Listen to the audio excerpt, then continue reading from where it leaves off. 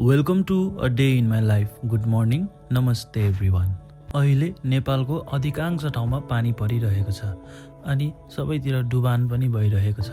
धेरै पछि दसैँको छुट्टीपछि आइयो जिम सुजन र म।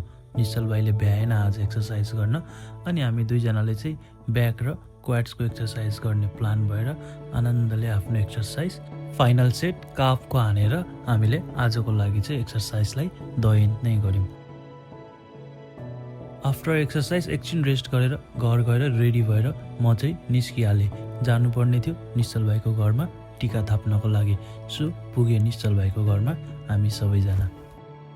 टिका सँगसँगै अङ्कल आन्टीबाट आशीर्वाद थापेर अनि एकछिन रमाइलो गर्ने भनेर आन्टीले टिकटक बनाउन थाल्नुभयो। त्यसपछि टिकटकमा हामी सामेल भयो अनि तल आएर हल्का केटाहरूले काम गरे। त्यसपछि भाइको लागि सपिङको लागि पुग्यौँ हामी केटिएम सिटी। त्यहाँ सपिङ सकेर फाइनली घर आएर मैले चाहिँ खाएँ खाना अनि बसेँ काममा एकछिन धेरै बेर बसेर त्यसपछि निस्किएँ। मोबाइल पसलमा पानीमा डुबेको थियो फोन, सो त्यो बनाउन दिएर हामी चाहिँ फेरि बेलुकाको जमघट यसो गफको लागि 3 डिग्री पुगेर फाइनली घर आएर back to work. Good night guys, see you.